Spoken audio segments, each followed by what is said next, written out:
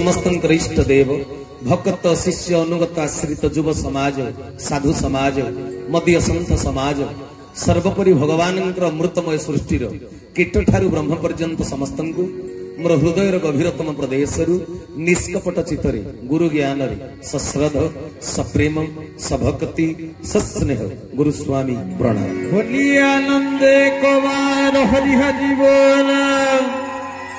हरि अनंत हरि कथा अनंत भक्त भगवान कथा जीव परमर कथा आत्मा परमात्मार कथा गुरु शिष्य परंपरार कथा सृष्टि आ स्रष्टा पुरुष संबंध कथा यही कथा यही गाथा यही अमृत वचन हूँ प्रभु वचन प्रवचन सतरे से प्रभु विषय कहीकि निजे किए संतुष्ट हो पार ना जगत को किए संतुष्ट कर जमी आकाशर तारा को गणी हुए ना दिन दिन कृष्ण दास रीति जुगीय कवि दिन कृष्ण दास रस कल्लोल कहलेनि कि कहले आकाशर तारा को जमी गणी हम ना बरसार धारा को जमी गणी हम ना प्रतिदिन समुद्र गर्भर केते लहरी आसी कूल छुई पुणी समुद्र गर्भ को फेरीगला ताकू जमी कहीं गणना करि पारंती नहीं ठीक सेमिति वेद उपनिषद श्रुति स्मृति संहिता रामायण महाभारत भागवत गीता अष्टादश पुराण षड दर्शन शास्त्र धर्मगुरु मानकर उपदेशावली पुस्तक ग्रंथ ब्रह्म ताकू जेते कंठस्थ गर्भस्थ मुखस्थ करी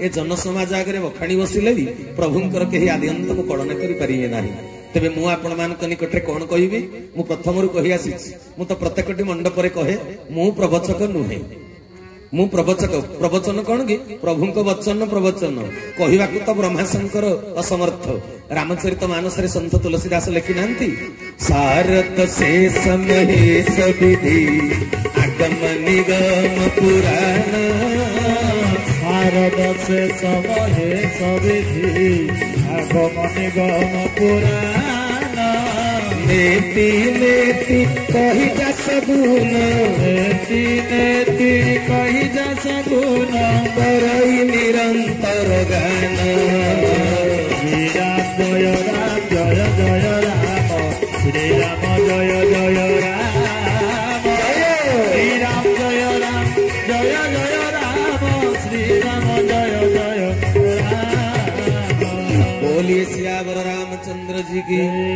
सजन वृंद कौन कहले कहले सारद शेष महेश विधि आगम निगम पुराण बाकबादिनी विद्या प्रदायिनी मां सरस्वती शारदा जी कंठरे बसिले कहला वाला कहि पारे लेखिला वाला लेखि पारे कहले से सरस्वती वीणा यंत्र वादन करी प्रभुंक पाद तले बसी स्तव पाठ करूचंती कहले सीए भी आज पर्यंत प्रभुंकर आदि अंत को कलना करि पारी नाहंती निजे सरस्वती आहा आउ किए कहले कहले शारद शेष शेष कहले शेष नाग भगवान क्षीराब्दी कोल शयनरत तांको उपरे छत्र छाया करी रहिथिबा अनंत नाग जार सहस्र फणा हजारे मुह कहले हजारे मुहरे प्रभुंक गुण कीर्तन करी शेष नाग अनंत सीए भी आज पर्यंत प्रभुंकर आदि अंत कलना करि पारी नाहंती शारद शेष महेश महेश कहले त्रिदेवों भितर संहार करता आशुतोष देवदेव शंकर भगवान महादेव शिव दिन राति राम राम जप करुचंदी शिवों इष्ट होचंदी राम राम को इष्ट होचंदी शिव नहीं तुलसीदास गोस्वामी कहलानी महादेव जपत नीत राम राम राम महादेव जपत नीत राम राम राम श्री सीताराम राम राम श्री सीताराम श्री सीताराम राम राम श्री सीताराम पाप कटे दुख मिटे लेते राम नाम पाप कटे दुख मिटे लेते राम नाम श्री सीताराम राम राम श्री सीताराम श्री सीताराम राम राम श्री सीताराम। बोलिए मर्यादा पुरुषोत्तम रामचंद्र जी की।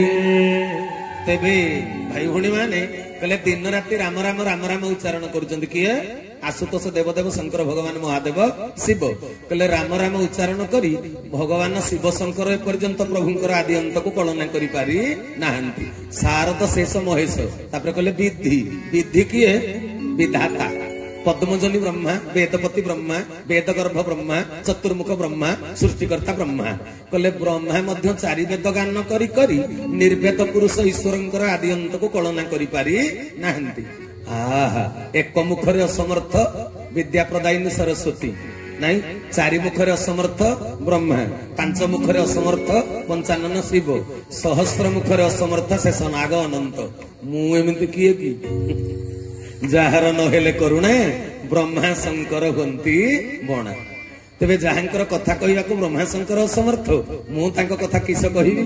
ତେଣୁ ଭାଇ ଭଉଣୀ ମାନେ, ସେ ପ୍ରଭୁଙ୍କର କୃପା କରୁଣାକୁ ଆଧାର କରି ଅଣ୍ଟା ଭିଡି ବସିଛି ଆପଣ ମାନଙ୍କ ସମ୍ମୁଖରେ କିଛି କଥାବସ୍ତୁ ଉପସ୍ଥାପନ କରିବା ପାଇଁ। ତେବେ ଦିନ ବେଳେ ଆମେ କଣ ଆଲୋଚନା କରିଥିଲେ? ଦିହି ପ୍ରହରେ ମାଙ୍କର ବିଶେଷତ୍ୱ ଉପରେ।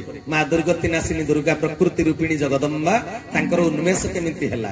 ସୃଷ୍ଟି ଆରମ୍ଭରେ ବ୍ରହ୍ମ ଏକ ଥିଲେ, ପ୍ରକୃତି ପୁରୁଷ ଦି ଭାଗ ହେଇଗଲେ ସୃଷ୍ଟି ନିର୍ମାଣ କରିବା ପାଇଁ। ସେଇ ଦିନଠୁ ପ୍ରକୃତିର ପୂଜା ଆରମ୍ଭ ହେଲା। ଭଗବାନ କୃଷ୍ଣ ମଧ୍ୟ ଗୋବର୍ଦ୍ଧନ ପୂଜା କରି ଆମକୁ ପ୍ରକୃତି ପୂଜା କରିବାକୁ ଶିକ୍ଷା ଦେଲେ, ନାଇଁ କି? ଏଇ କଥା ଆଲୋଚନା କରିଥିଲି ଦିନ ବେଳେ। ତାପରେ ଯେତେବେଳେ ବଳରାମଙ୍କୁ ଦେବକୀଙ୍କ ସପ୍ତମ ଗର୍ଭରୁ ନେଇକିରି ଯୋଗମାୟା ଦୁର୍ଗା ରଖିଦେଲେ ରୋହିଣୀ ଗର୍ଭରେ, ଭଗବାନ ତାଙ୍କୁ ପୁରସ୍କାର ଦେଲେ ଯେ ଲୋକେ କରିବେ ତୋତେ ପୂଜା, ଅନେକ ଦେବେ ବଳି ଭୋଜା। ଭକ୍ତଙ୍କୁ ହୋଇବୁ ପ୍ରସନ୍ନ, ଅନେକ ହବ ତୋର ନାମ। କାଳିକା ମଙ୍ଗଳା ଦୁର୍ଗା ଗଣେଶ, କାଳିକା ମଙ୍ଗଳା ଦୁର୍ଗା ଚଣ୍ଡିକା ଭଦ୍ରାକାଳୀ ଅମ୍ବିକା ସବୁ ଭାବରେ ତୁ ସୃଷ୍ଟିରେ ପୂଜା ପାଇବୁ।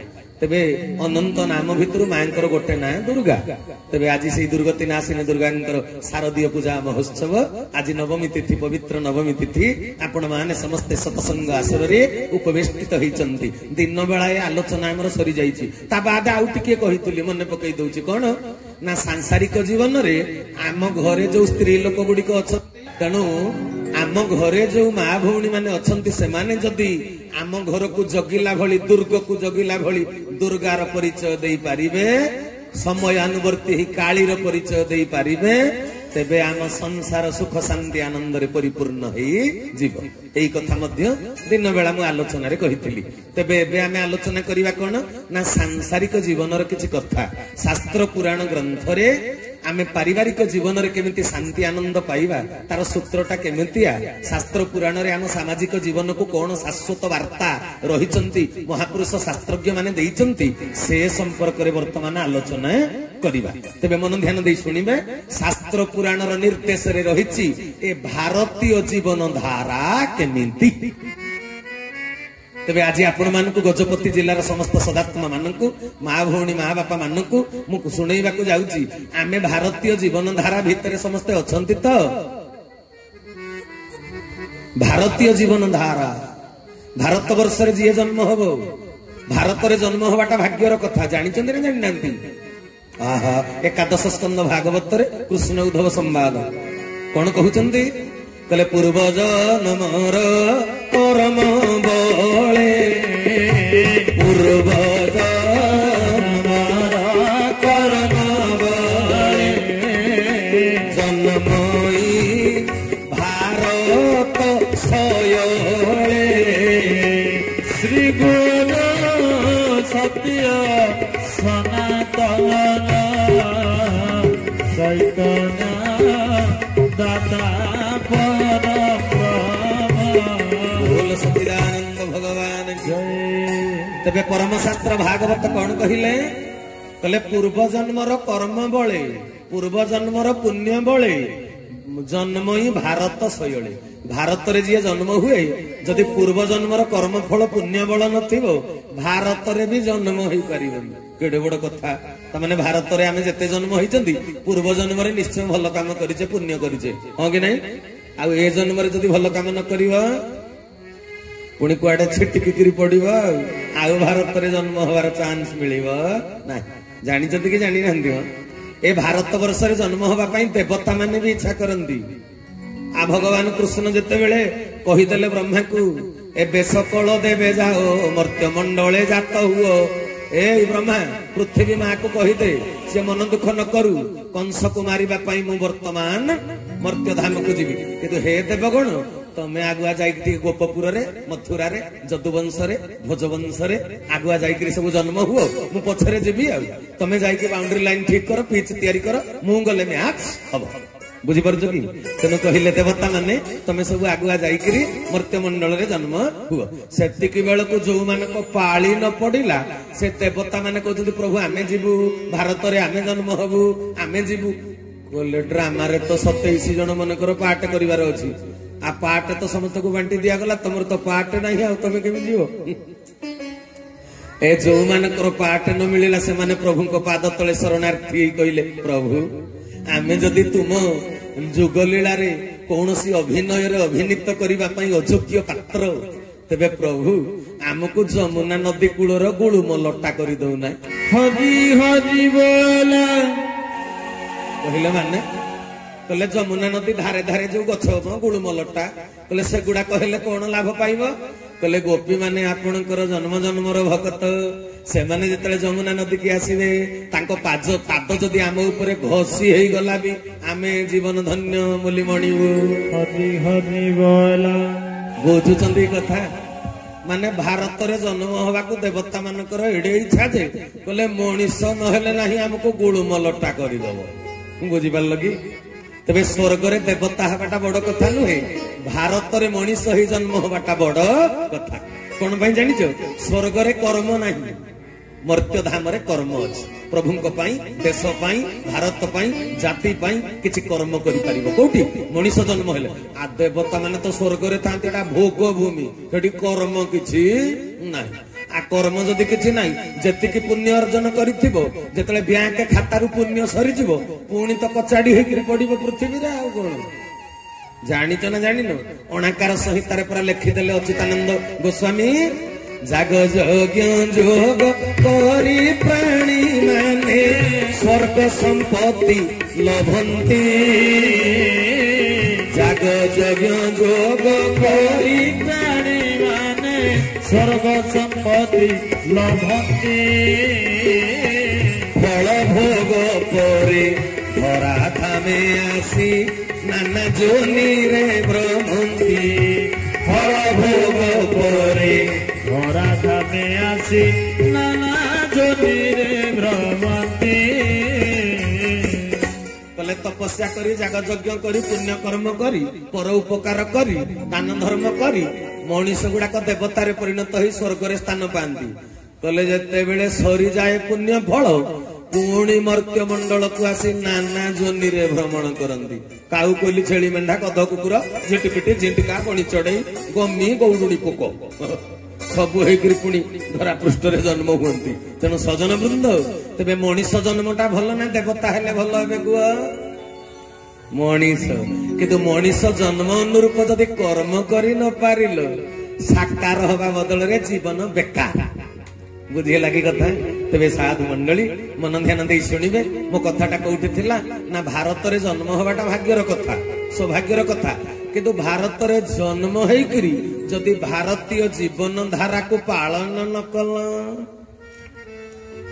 स्कूल रे ना लेखे जदि स्कूल रो नियम भंग कल ऑफिस रे चाकरी करी जदि ड्यूटी न कल तबे कोन हबो भाई भोणी माने तबे भारत रो जीवन धारा कोन एबे आमे जानिबा को इच्छा होउछि ना होउनी भारतीय जीवन धारा केमिति आमे आज ताको आलोचना करिबा मन देइकरी सुनिबे अच्छा भारत रे जे जन्म हुए आमे कोन शिक्षा पाइचंती भक्तर कोन दरकार भारत रे जे जन्म होबो से भक्त भगवान कर भक्त भक्तर चाहिदा कोन सोना रूपा हीरा नीला मोती माणिक्य प्रतिष्ठा पदवी पदमर्यादा आसन एगुडा को भक्तर दरकार तो भक्तर कोन दरकार भक्तर कोन दरकार से दिन कुंतींकर कोन दरकार पड़िला सियाड़ को गले बहुत समय जीव मु सियाड़ को जाउनी केबे मन ध्यान दे कथा को श्रवण करिवे तबे कथाटा कोन हैला मु रामचरित मानस रु आज भगवान रामचंद्र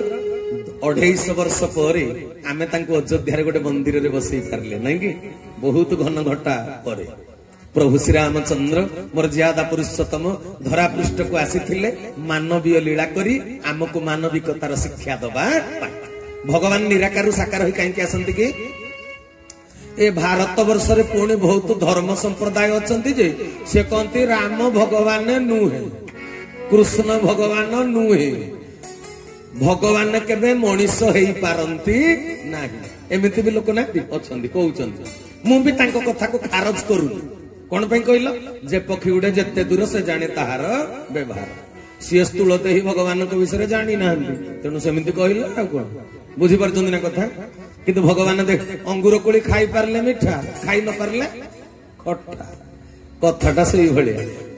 ଏମିତି କିଛି ଅଛନ୍ତି ତପସ୍ୟା କରି କରି କରି କରି କରି କରି ଜନ୍ମ ଜନ୍ମାନ୍ତର ବିତିଗଲା, ଶତାବ୍ଦୀ ଶତାବ୍ଦୀ ବିତିଗଲା, ଫେଲ ଆଉ।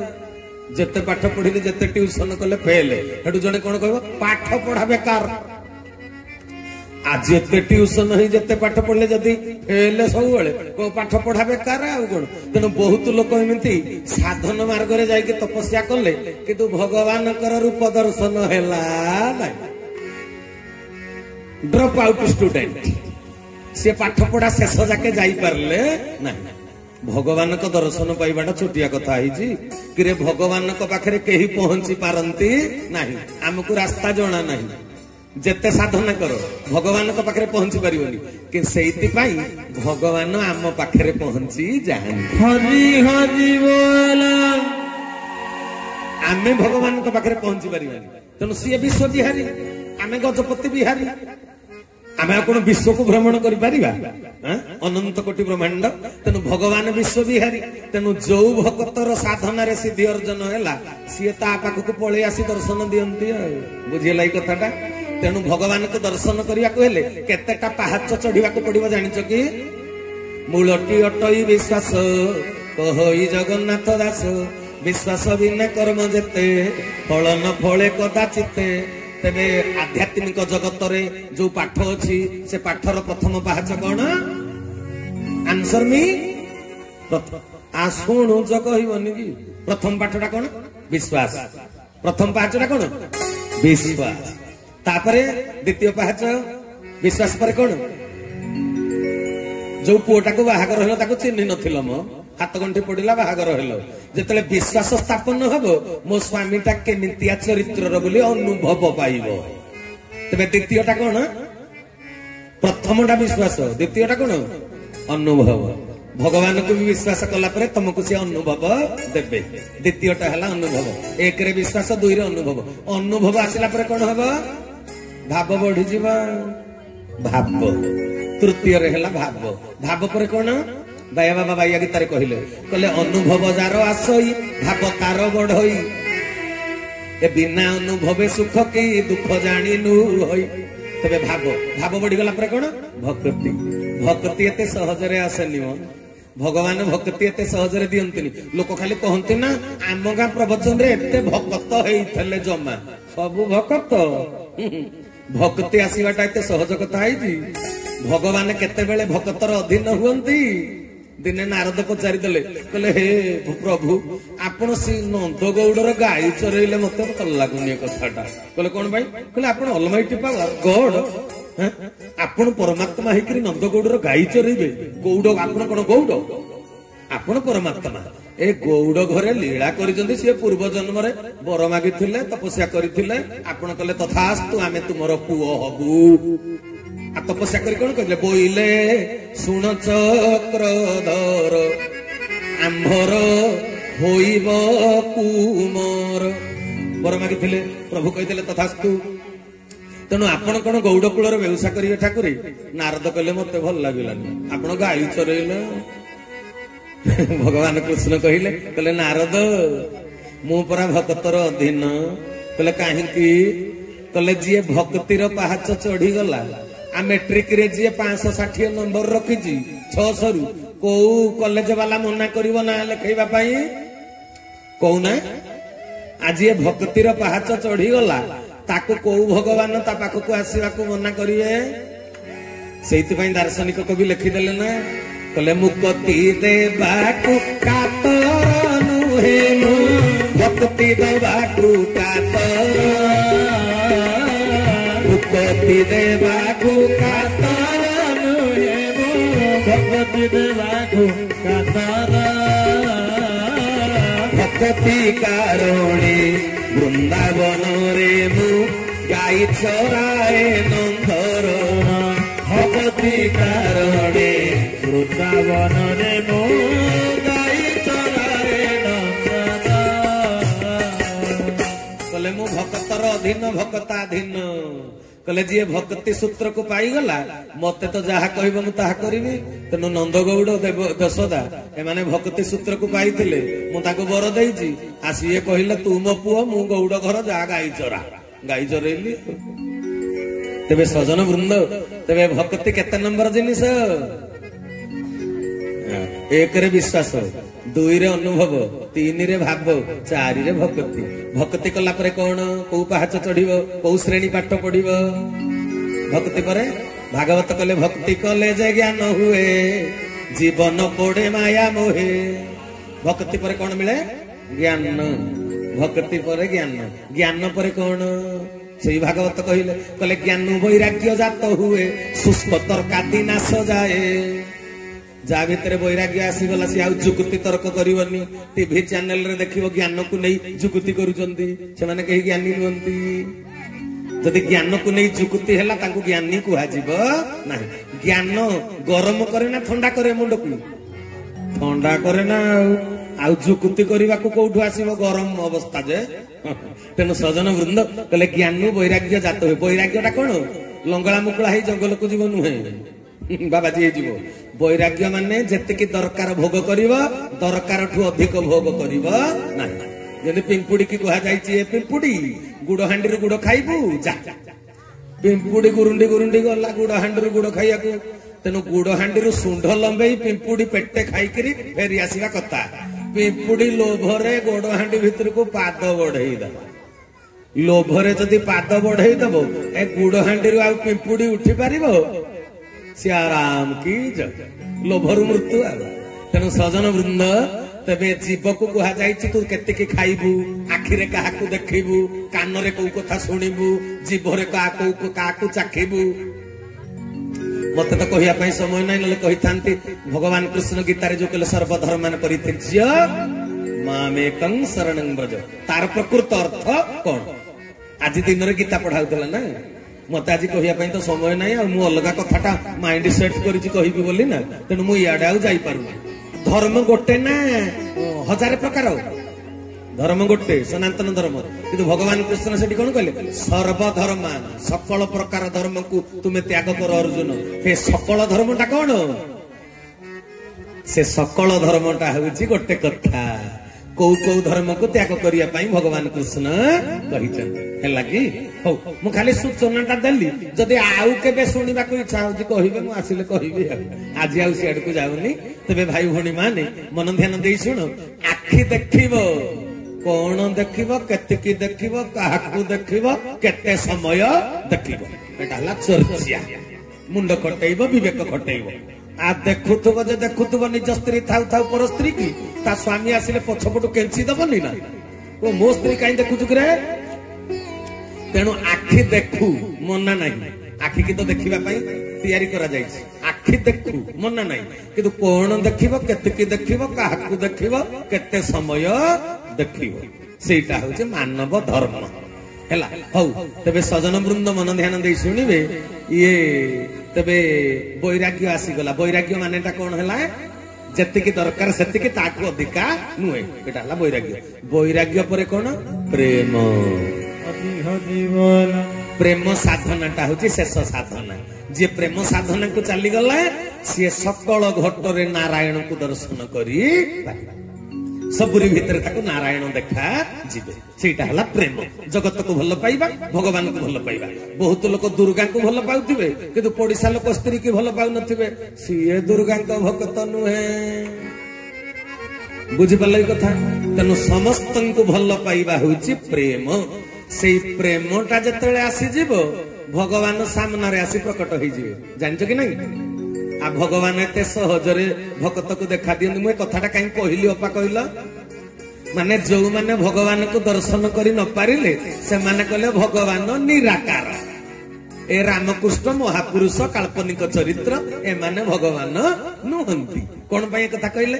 ନା ତପସ୍ୟା କରି କରି ତ ଭଗବାନଙ୍କୁ ସାମ୍ନାରେ ପ୍ରକଟ କରି ପାରିଲେନି। ଆଉ ପ୍ରେମ ସାଧନାରେ ସିଦ୍ଧି ତାଙ୍କର ହେଲା ନାହିଁ। ଆଉ କା ସାମ୍ନାରେ ପ୍ରଭୁ ଛିଡା ହୁଅନ୍ତି?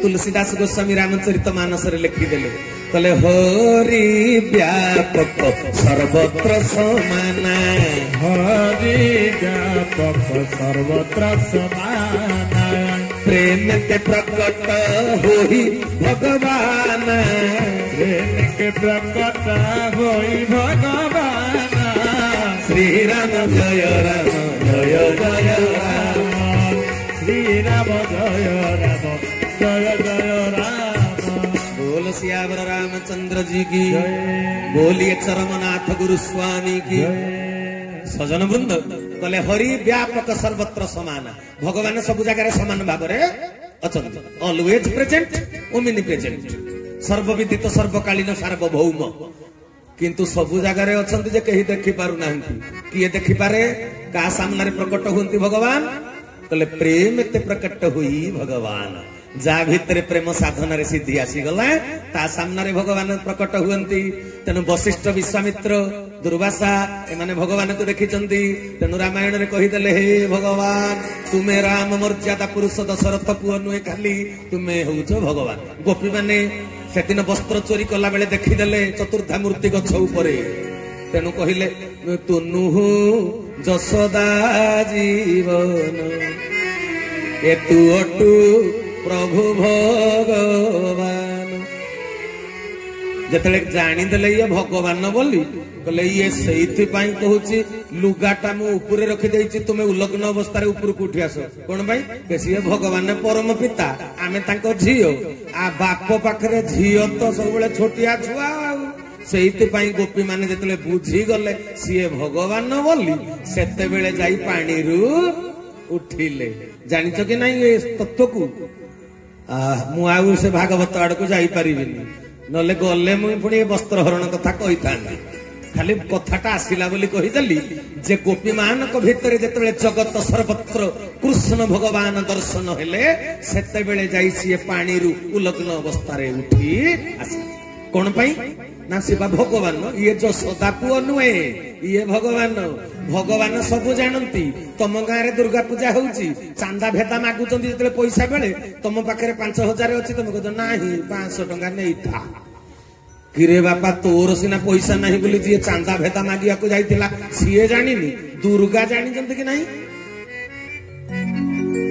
दुर्गा जानि जंती कि नाही दुर्गा जानि जंती ना तेबे आमे पोशाक पिंधिले केते न पिंधिले केते आमे मा पेट्रू लंगड़ा ही जन्म होइतले ना सार्ट पैंट पिंधिकरी मा पेट्रू हेइटा हमर प्रकृत स्वरूप हेटा भगवान को तैयारी तेबे भगवान को सामना को जे कोनसी अवस्था रे गले कोनसी असुविधा नाही एइटा गोपी माने बुझिला परे जाई कृष्ण को भगवान बोली विचार कला परे जाई पानी रु उठिले तेबे तांको प्रेम साधन रे सिद्धि हे गला गोपी मानकर सर्वत्र भगवान को दर्शन कले एई कृष्ण ये जगत जीवन भगवान परमात्मा